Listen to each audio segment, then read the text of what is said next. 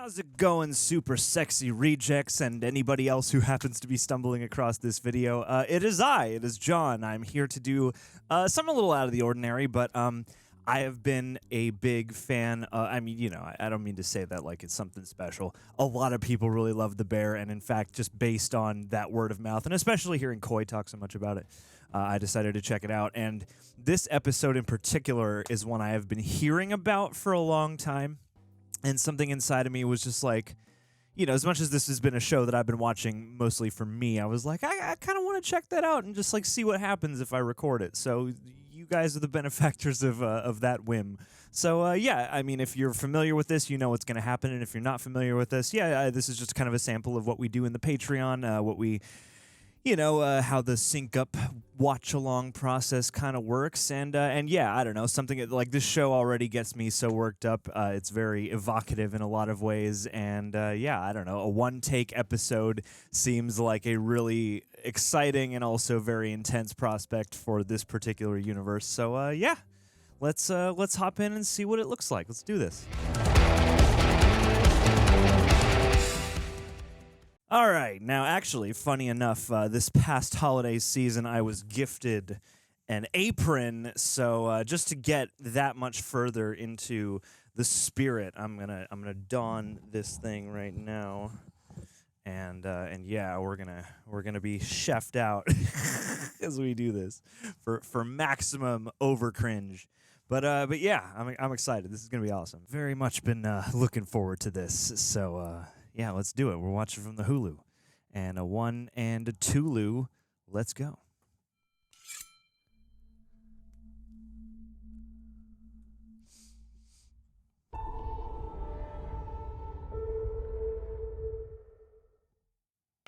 Thank God you found us at 93.1 FM WXRT. I'm Lynn Bramer, your best friend in the whole world. It's a W station.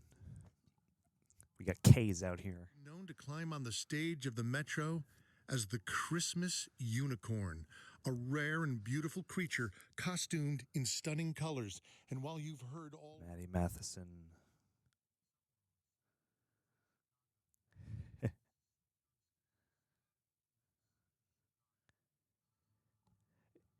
Is Sufjan from Chicago?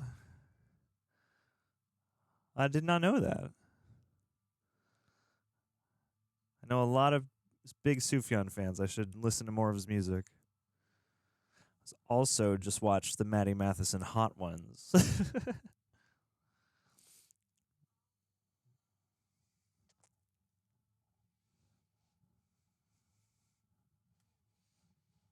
You know, I don't think I've ever been to the actual city and like spent time in Chicago. I've been to the airport.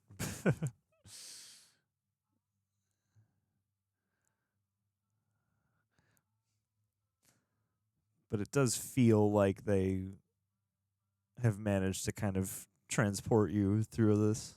I don't know. I mean, anyone who's been would know, but it seems like people appreciate how the show, you know, brings its city to life. Also, this is a lot of shots for your one-shot episode. Which I know, it'll I'm sure it'll get there. Set the stage with a montage.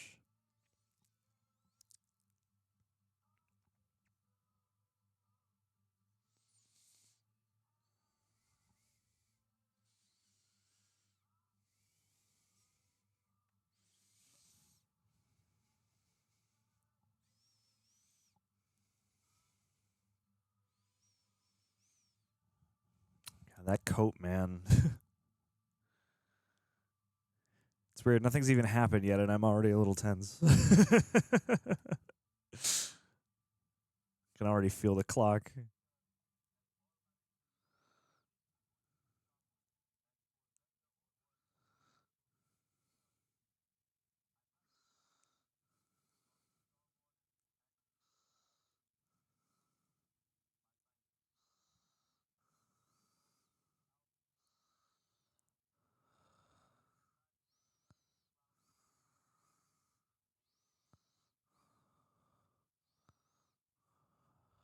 Oh.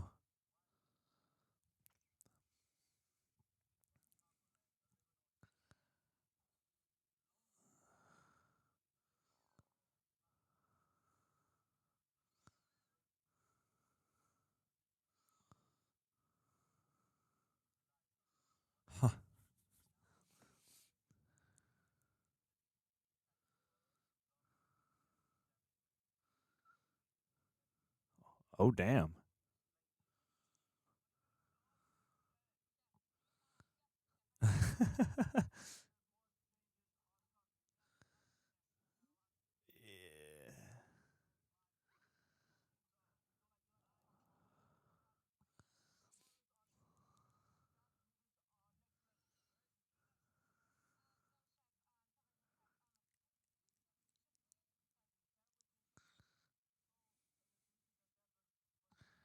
Oh.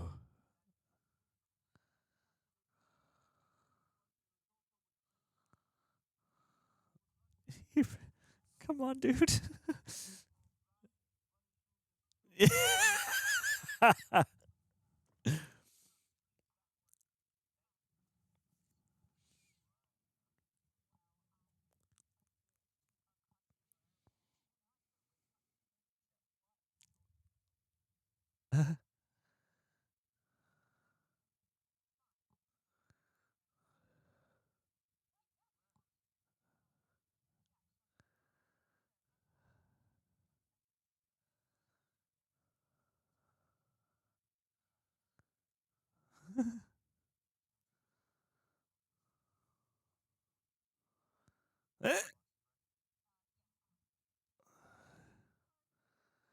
Oh, goodness.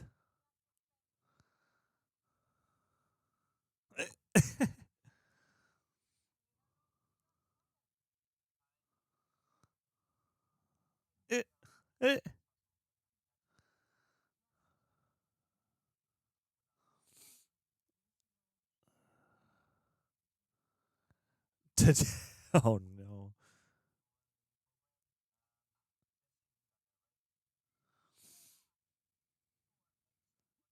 Ugh. Yeah, man.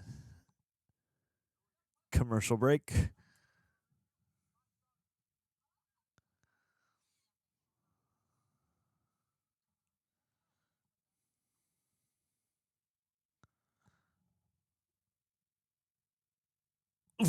Oh, goodness.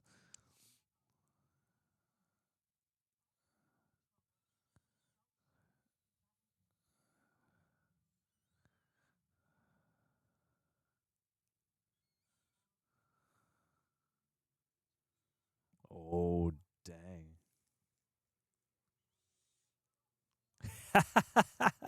She's so great.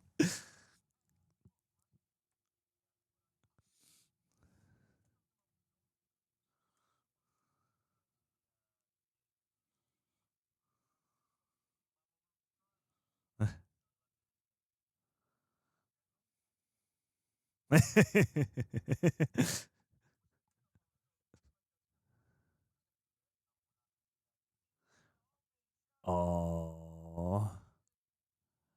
Oh, goodness.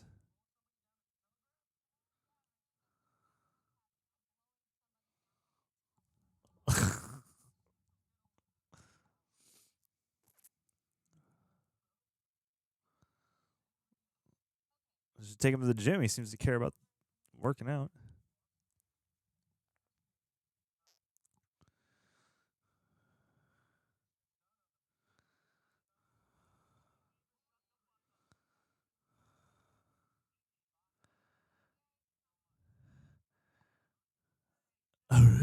It's a ribbon of Brian. Oh, they got to goes going.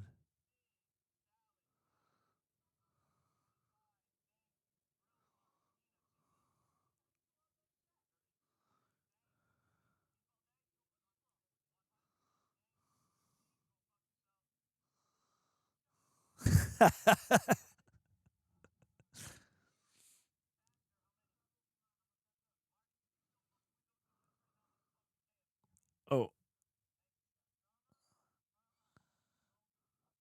oh goodness. I'm worried about Marcus.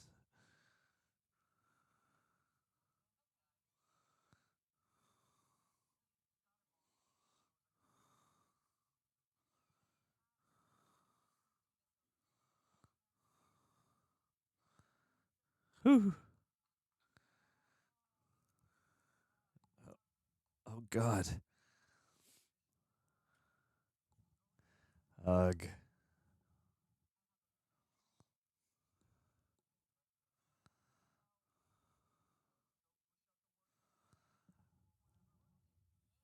Uh,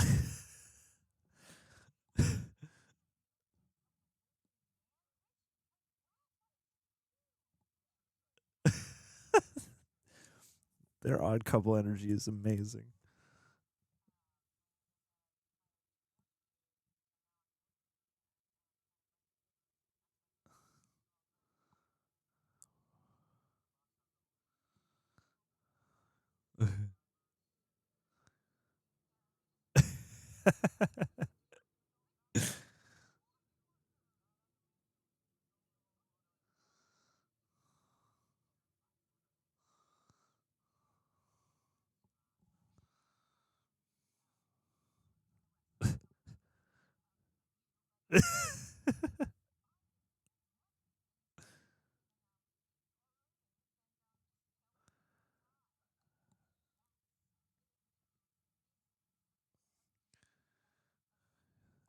Oh, jeez.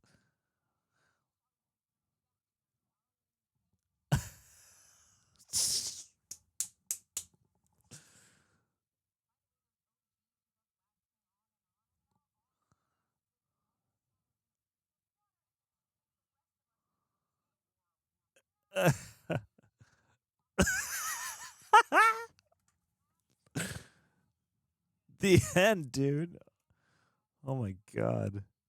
You're learning how to use the tablet, and it's good for business, and you and I agree. Yes, your idea, but yes. Yeah, but you agree with me about the other thing, right? What the other other thing? thing? That people are gonna come in here thinking they're gonna get her food. That's some fucking scoostamat millennial shit. Not even It's a Italian. little bit messy, okay? We will figure it out.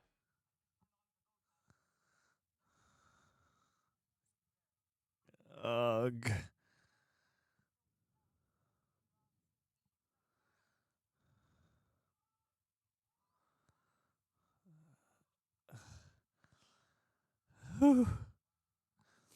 What is this? The review. Oh no. Oh no.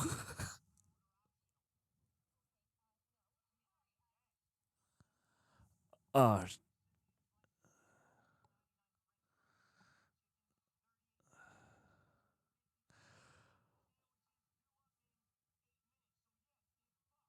oh my god, no.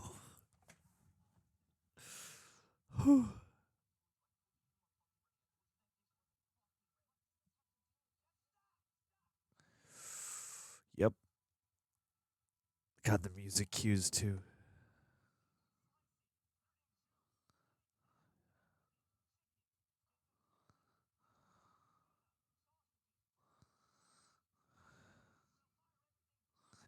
Fire everything.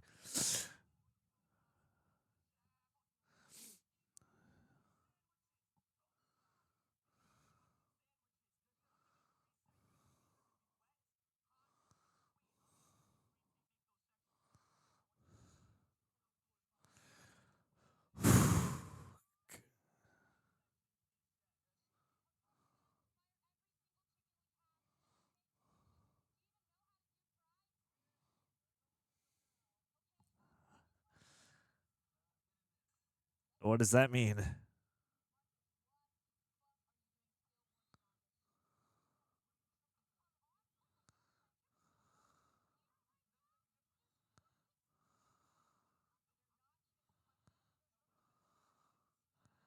Ugh.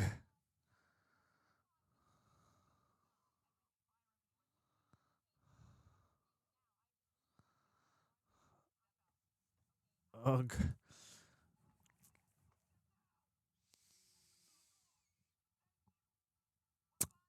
Whew.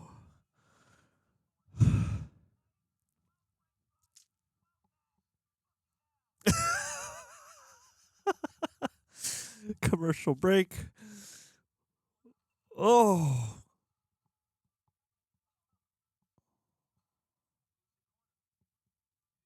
Oh.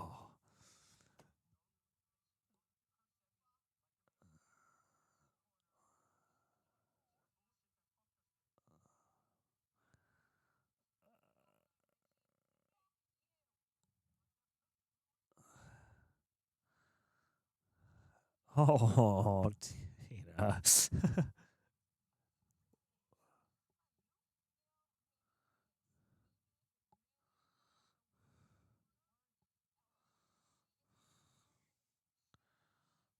Oh.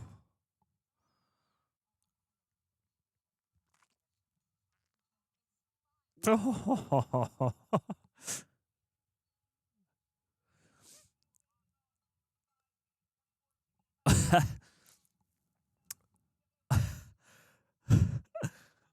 Ah.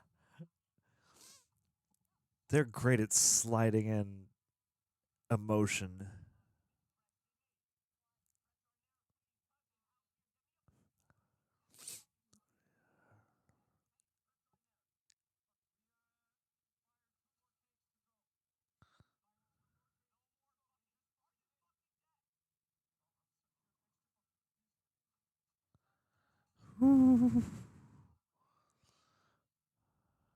Carmy is very mad.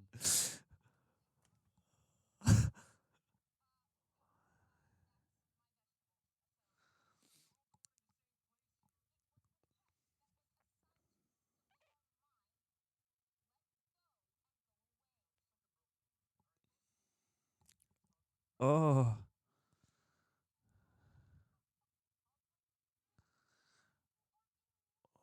no.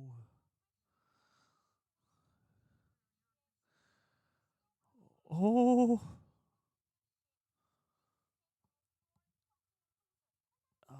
Oh, dude.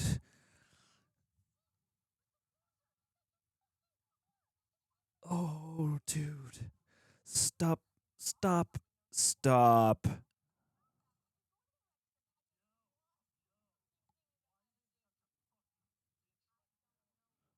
Oh.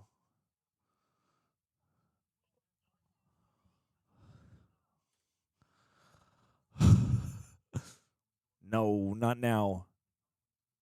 Not now.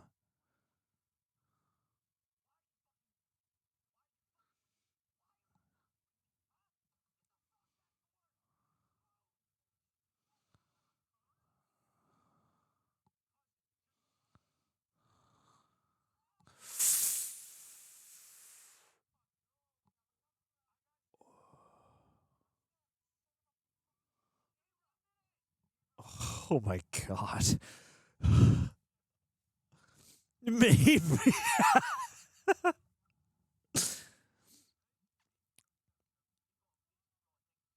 Wowie.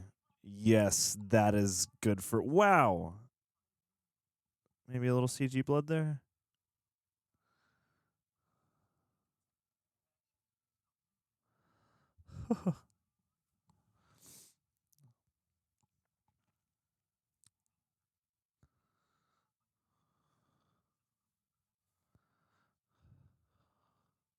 Oh.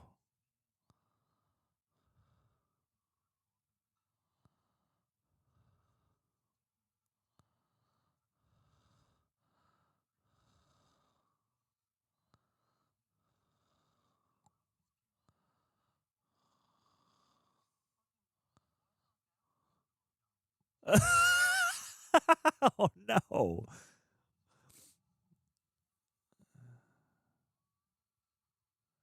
Yeah, you feel it, Marcus. Oh. Oh no. Oh my god. Oh, what a mess.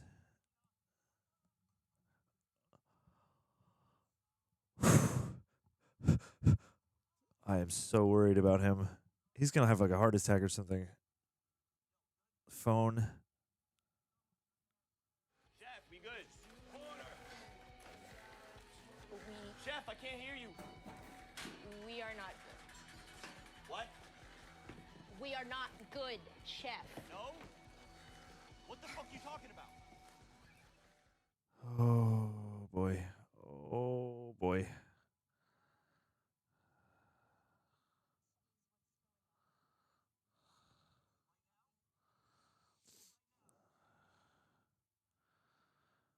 Ooh, ooh, ooh.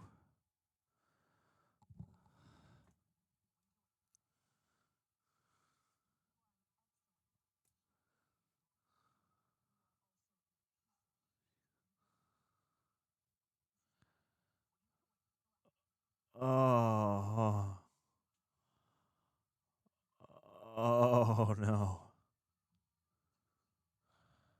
Oh boy. God, and you so wished for a cut right there too. Oh my God. Whew.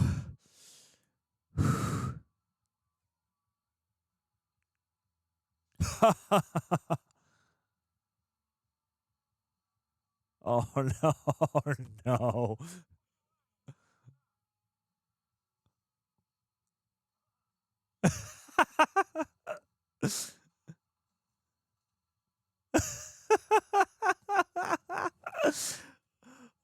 Ah, so many places you wish for a cut. The rules. Oh, oh, what a strange episode. Oh, wow.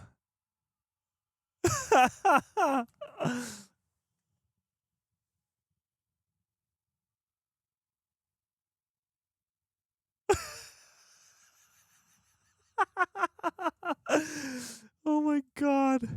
Even the credits, letting the applause and just the sound of the ticket printer. Oh. Oh wow.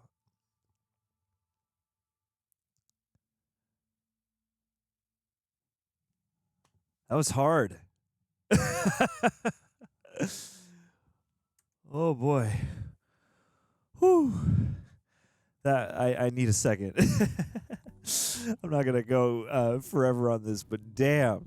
Oh, that was quite an episode. That again, I don't know why I was sort of compelled to jump on here for this particular one, but yeah, I mean, you know, this show is so good at whipping up a certain amount of chaos, but also like in that moment where Tina comes up to Sid and tries to, you know, extend some of the support that Sydney has you know, made the effort to show to her, even though they've had obviously their bouts and squabbles and things like that, and their altercations and their frictions, you know, like it's a moment like that that I think really exemplifies what's very magical about the show, because that moment, you know, in the heights of chaos, you know, is very touching and is indicative of, like, I love the different, you know, the different paces at which they have illustrated the growths of these characters, because yeah, it's you know, it's all happening sort of in response to this changing situation. Everything that Carmy is doing here, everything that Sid is sort of also helping him to implement and also throwing in herself. Everyone is sort of growing and evolving in their roles and things like that, and you know, unlocking certain levels of potential and creativity. And yeah, within Tina, like she's a great character, I think, because you know, she's one of the sort of slower to open up as the show goes. I mean, you know, she has, you know, her friction with Carmy, but not quite as overtly as with Sydney. And so, yeah, the way that she addresses both of them here in light of the changes we've seen on screen, like, I don't know why she strikes me so much, but especially in the growth, like that episode where they prank her, where Sid pranks her with the potatoes and like really kind of makes her feel the way that she was feeling when they were hazing her, Sydney, on the way into the kitchen. Like, to see that moment play off here and to see her check in and really try and, you know, lend a little human compassion in that moment was, again, it caught me and it made me all misty-eyed. Same with like that moment of in like episode 2 or 3 where she's trying to reach down the veal stock and she dumps it everywhere after, again, they've been hiding her onions, and then Marcus comes through and he just tells her to keep going, just to keep on moving forward. It's like little moments like that amid the rest of the chaos that really exemplify just what's so alive about the way they draw this show. And I mean, like, hats off to the casting people, because again, you know, you have Jeremy Allen White and Eben Moss Backrack. I mean, you know, his profile has been growing lately too. But, you know, this is a show that is very much, it's not riding off of star power. It's riding off of just this great lived-in ensemble. And I think an episode like this is, like, I would love to know how they rehearsed this and how they prepared for this and how they orchestrated this. And yeah, I mean, I'm sure it's possible that there can be cut points for things, but also with the way the show is, I feel like they could have just been in there. I mean, this isn't that long of an episode. It's only 15, 20 minutes, and yeah, it's so intense and sort of abrupt. And I wasn't expecting it to end where it did. And I mean, it seems very much like a sort of segue. It's an interlude. Like it's a fascinating piece, and I'm curious to go back and revisit it again and sort of see how it goes down a second time, just because it is, clearly leading into, the sort of all is lost major conflict here at the end of the season. One more episode to go. Sydney has declared her quitting, and Marcus at least is not looking all right. He's certainly he threw his donuts down, and I love that Carmy gets back down and he crouches down and tries the the donut he smashed out of Marcus's hands, and I see he's like laughing there, right? Like I swear he's got like a smile on his face as he's sort of realizing the absurdity. It's like, God damn, like he really nailed it. Like it's a great donut, and you know what? Fuck it, we're just gonna make it work.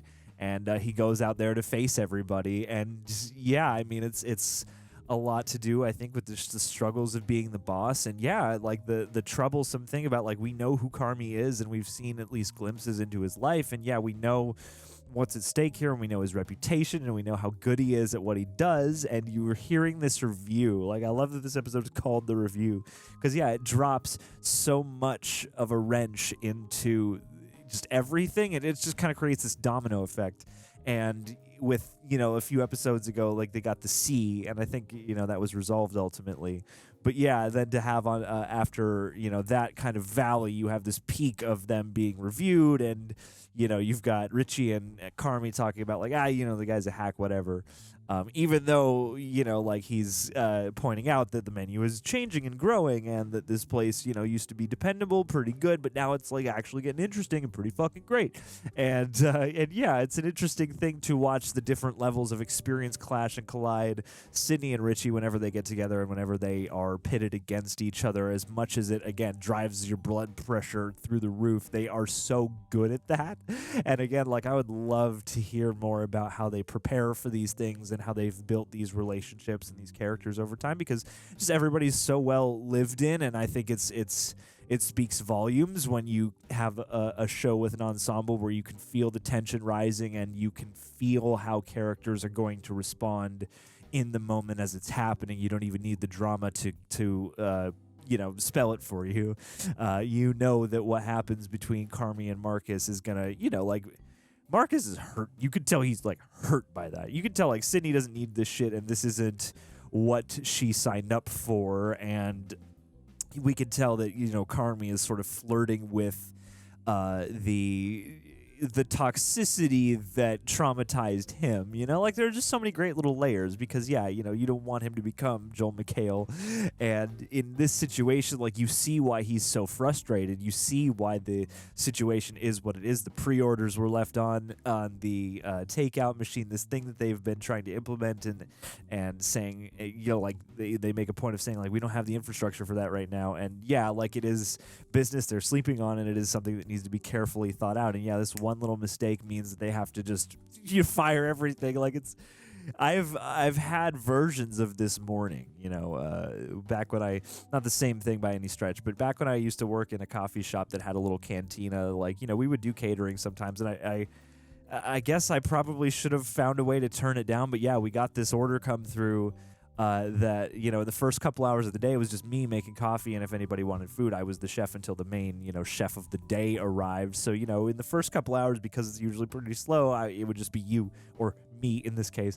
And yeah, somebody called in, like, a catering order for some kind of film shoot, and it was like, okay, I'm making like 20 breakfast sandwiches and like 15 odd salads and a bunch of fucking coffee, and it was like, and whoever else happens to walk in, like, it was utterly chaotic. And then my chef arrived, and it was good. It was, we got through it at least. But yeah, like, that kind of panic that sets in, and then you also, you have grills going, and you have, multiple overlapping time frames.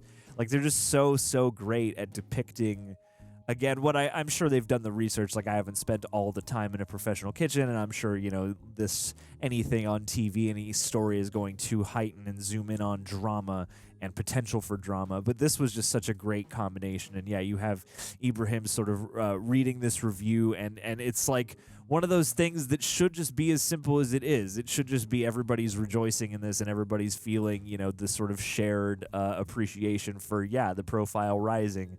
And yet, you've got Richie bitching about, like, this is going to, bougie up the clientele and it's going to drive the working man out. And it's like they're really good at giving characters these ways of poking at each other, but also showing you what truth is hiding underneath all that. And I marvel at shows like this for being able to do what they do. And this one, and that little variable of Tina's son Louis coming in, like, and having to be just like an extra thing to manage. And it could be an opportunity, but you just watch as everybody loses their shit collectively and how the pressure just butts off itself and just drives everybody up a wall until it's like this was like a real lesson in chaos, like Richie getting stabbed and then him going over and getting told this story, like, tell me about ostensibly, like your horror stories of your war-torn past, only to find out that no, you're just reciting Black Hawk Down. Like, there's so many great flourishes. And to have it be all sort of kicked off by this review that then casts this doubt. And I mean, at first, Carmy is very understanding, and he's like, like, it happens. You happen to set the dish down by this guy. It was an accident, whatever. It's fine. Just let's get to work. And, as much as, like, there is a lot on Carmy for, really losing his cool on everybody and really, yelling and shouting and being intense, being over, maybe more than is appropriate by some people's standards. Like, it's fascinating little display of psychology, I think. Just, on display, because it makes me wonder. Because they make a moment out of that when she takes the risotto out to that guy at the table and gives it to him. And I do not know, like, the way she played it, the way they touch on it here, they draw, Richie especially is sort of drawing the conclusion that she must have done this on purpose and is, doing it with some sort of, intent to slingshot her profile that much further up. And I have no idea what the truth is, and I like that. I appreciate that. And then, her being like, look, I don't need this, and just walking out, like, it's heartbreaking, but at the same time, you get it. And as much as you're like, fuck, please no, like, especially for Carmy's sake, like, please, like, this is the worst moment for this to happen. I think it also ends where it does because it is sort of like, for us dramatically, this is sort of the crescendo of the day. Sydney has walked out. She is like the other pole on this line that we follow through this show that everybody else kind of exists in between. And that's kind of the dramatic crescendo. But you get the sense that this day is just going to continue like this until the day is done. and like, to have you see in that moment, as much as you are sort of flushed and heartbroken that Sydney might be walking out on this, at the same time, it's also like Carmy has been, fired and pounded and folded so much that even with all of this, he can still taste the donut and sort of realize, step outside of himself for just like a brief second and then hop right back into the chaos and into the fray. And that's, in a lot of ways, as much as there are definitely things he obviously, needs to work on as a leader, that's also the resilience that keeps him, coming back and that, makes his character so compelling. So hell yeah, man, I could go forever, but this was really cool. And I hope you guys, if you watched along with me, enjoyed it. And come on, check out some more of the stuff we got over on Patreon. And for now, much love. And as always, cheers.